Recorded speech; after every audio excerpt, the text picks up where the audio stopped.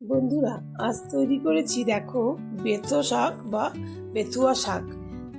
যে যাই নামেই ডাকো না কেন, বলো না কেন, এই শাকটা কিন্তু আমাদের শরীরের জন্য খুব উপকারী একটা শাক, যেটা আমাদের লিভার সংক্রান্ত যে কোনো সমস্যা বা শরীরের যে কোনো সমস্যাতে খুব উপকারে লাগে এই শাকটি।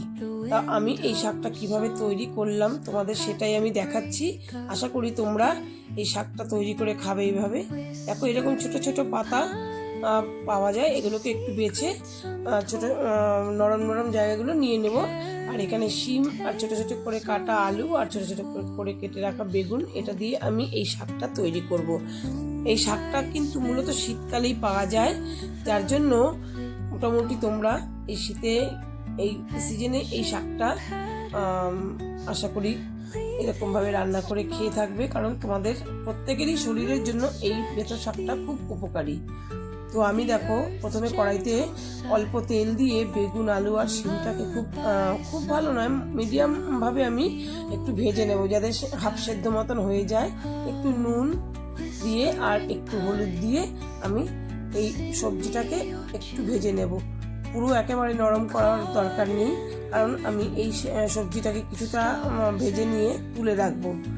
তুলে রেখে তারপরে আমি ফাইনালি শাকটাকে এই প্যানের মধ্যে দেব। হ্যাঁ বন্ধুরা, আমি কিন্তু এটা নিরামিষ তৈরি করেছি, তোমরা চাইলে এটা রসুন পেঁয়াজের ব্যবহার করতে পারো। এই যে এখন প্যানে আমি তেল দিয়ে দেবো অল্প, দিয়ে আমি শুকনো লঙ্কা সোমবার দিয়ে দেবো দুটো। শুকনো লঙ্কা ভেজে নেবো আর কি, যেহেতু শাকেতে একটু শুকনো লঙ্কা ভালো লাগে।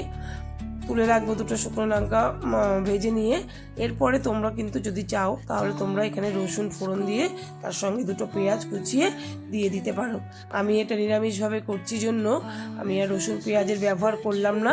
আর শাকের নিজস্ব যে টেস্ট সেটা তো আছেই, এমনিতেই ভালো লাগবে। আমি যার জন্য বানালে এভাবেই বানাই, রসুন পেঁয়াজ ব্যবহার করি না। তোমরা চাইলে রসুন পেঁয়াজটা এর মধ্যে দিতে পারো। এবার আমি দেখো এই তেলের মধ্যেই শাকটাকে দিয়ে দেবো। খুব বেশি তেলের ব্যবহার আমি করিনি, তোমরা চাইলে আর একটু তেল দিতেই পারো। এর মধ্যে দেখো একটু কালো জিরে ফোড়ন দিয়ে দিলাম শাকটার মধ্যে। তারপরে আমি সেই শাকগুলো একদম ছোট ছোট করে কুচিয়ে রেখেছি, সেই শাকটাকে এই তেলের মধ্যে দিয়ে আমি নাড়াচাড়া করে নেব। নাড়াচাড়া করে একটু মিশিয়ে নেব খুব ভালোভাবে। আর শাক তো দেখতে পাচ্ছ, শাকটা তো এমনিতেই নাড়াচাড়া করতে করতে এটা জল বেরিয়ে অনেকটাই কমে যাবে।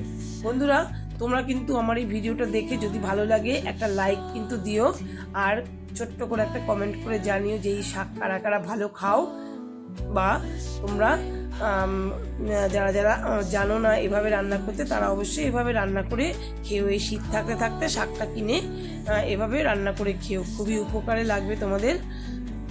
আর নতুন বন্ধুরা কিন্তু সাবস্ক্রাইব করে অবশ্যই পাশে থেকো। দেখো শাকটা অনেকটাই কমে গেছে।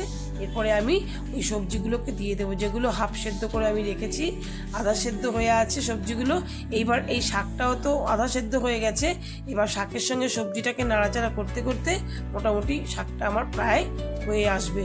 মোটামুটি অনেকটাই শুকিয়ে গেছে, জলও শুকিয়ে গেছে। তা দেখো একটু মিষ্টি আর একটু কাঁচা লঙ্কা আমি দিলাম, তোমরা চাইলে নাও দিতে পারো, মিষ্টিটা স্কিপ করতে পারো যারা চিনি খাও না।